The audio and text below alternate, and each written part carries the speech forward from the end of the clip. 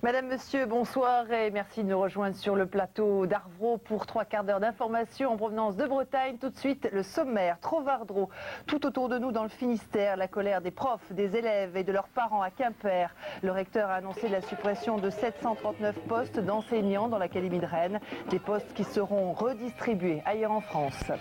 Dans Portrait Breton, la colère également de André Olivreau, président de l'association Halte aux Marées Vertes, contre le tapis nauséabond et toxique qui salit la plage de son enfance en baie de Saint-Brieuc, comme l'ensemble du littoral breton.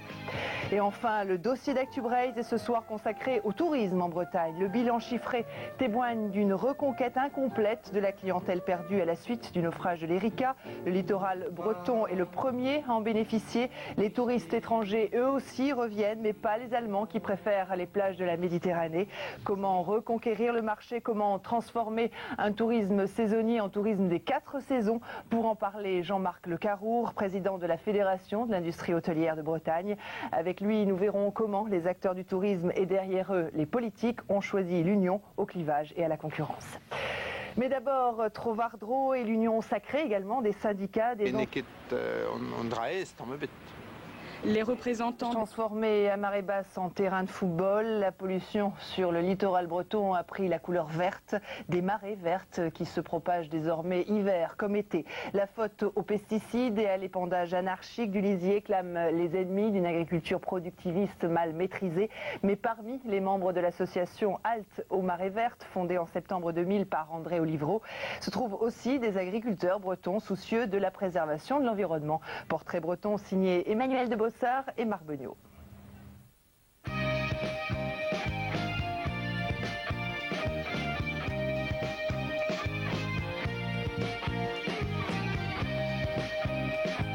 De l'association Halte aux Marées Vertes, André Olivreau se bat contre les algues pollueuses qui tous les ans à partir d'avril recouvrent certaines plages d'un tapis nauséabond et toxique.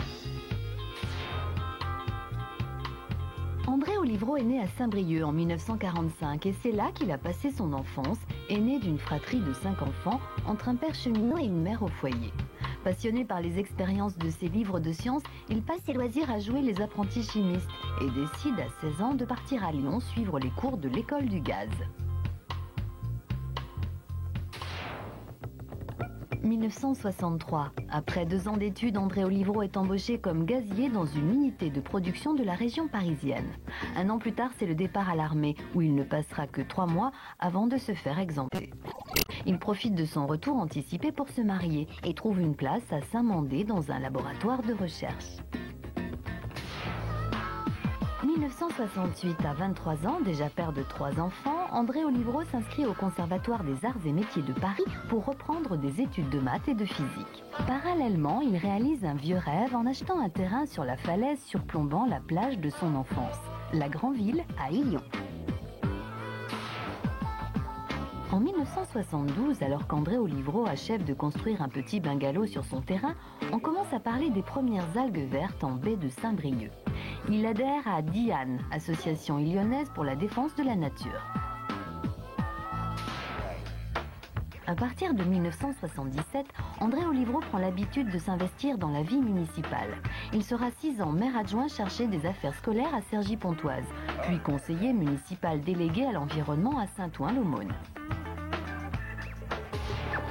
1999.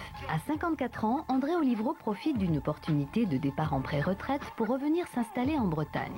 Et c'est tout naturellement qu'il y conjugue son goût pour l'investissement civique et sa haine des algues vertes. L'association Halte aux Marées Vertes à Illon voit le jour en septembre 2000, créée par les riverains et usagers de la baie. Ses membres se font vite remarquer par leurs actions médiatiques, présents dans les rues pendant les manifestations, comme en mairie lors des enquêtes publiques. André Olivreau est nommé président. En 2002, après seulement 2 ans d'existence, l'association compte près de 350 adhérents et André Olivreau consacre tout son temps à la cause. Les riverains de l'origine ont été rejoints par d'autres habitants d'Illon et l'association est fière de compter dans ses rangs un bon nombre d'agriculteurs bien décidés eux aussi à faire changer les choses.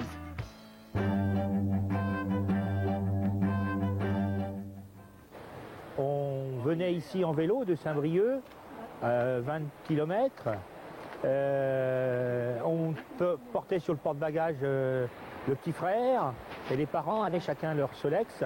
On retrouvait notre tante, hein, qui est ici, et puis et alors le soir, quand bon, parce que comme on allait coucher dans différentes maisons, hein, il n'y avait pas d'éclairage, il n'y avait rien du tout, donc on prenait des couvertures pour se vêtir la nuit, et puis quand on se rencontrait dans les chemins, on se faisait peur, tu te rappelles?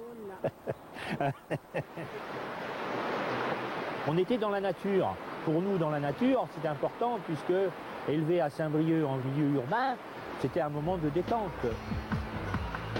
Les petits ruisseaux font de grandes rivières.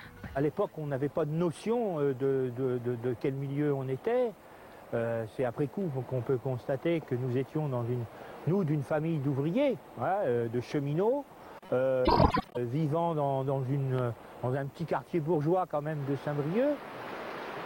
Ma mère étant de l'assistance publique, les grands-parents étant décédés, nous avions autour de nous en fait les parents, notre famille, et l'école étant à côté, notre sphère de découverte, eh bien, était relativement limitée, mais ça ne nous gênait pas à l'époque.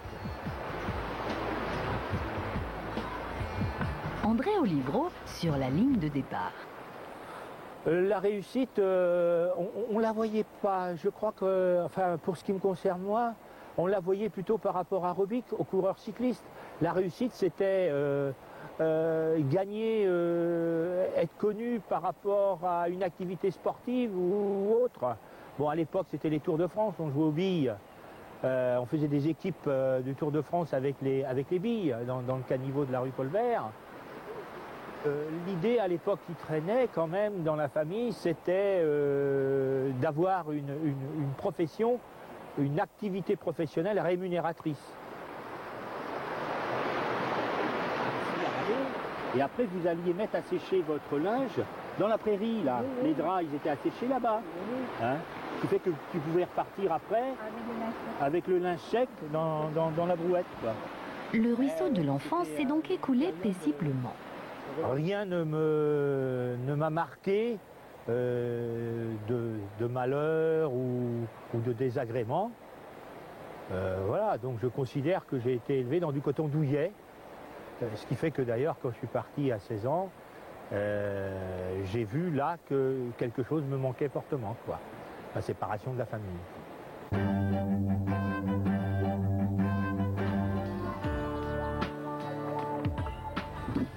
Pas de doute sur la couleur du présent. Le constat de voir que progressivement, eh bien, l'envahissement de ces algues se perpétue tous les ans, et à chaque fois, les autorités administratives et politiques nous disent « ça ira mieux demain ». Or, aujourd'hui, on s'aperçoit que ça va pas mieux, ça va de mal en pis. Et revenu, moi, à la retraite, ici, dans mon pays d'origine, je veux quelque part le retrouver, ce pays de l'enfance. Et donc j'ai décidé de m'investir dans la lutte de l'éradication des marées vertes.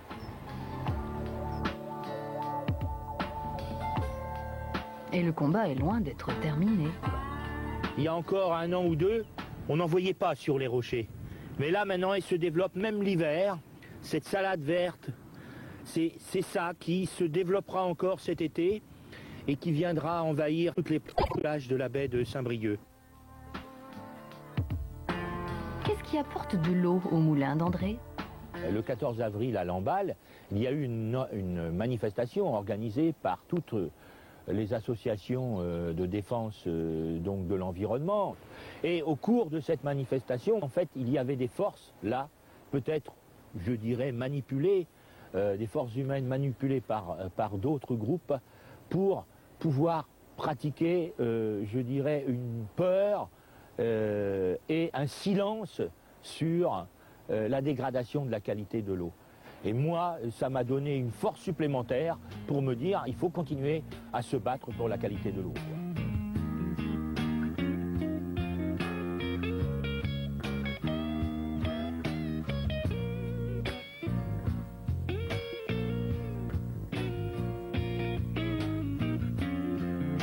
Que pourra-t-on lire sur le message glissé dans la bouteille? Une phrase. une phrase déjà, la mer veille sur nos terres.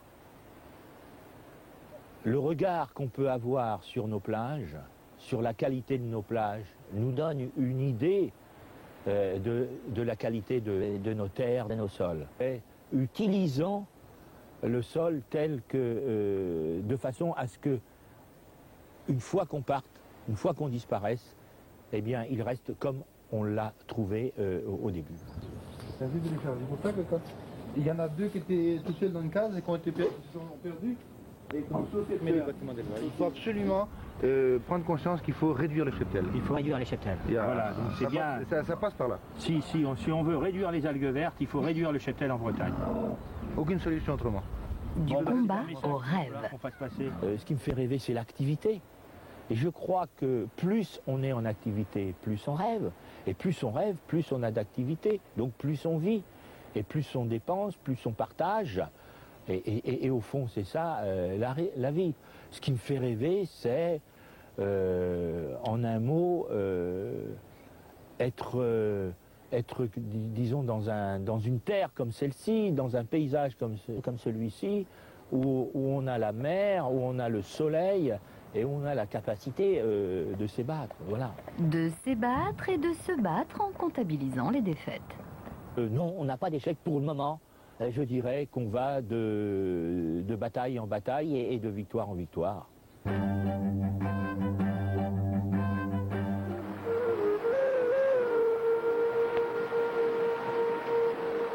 André Olivreau se plaît à remonter le cours du temps.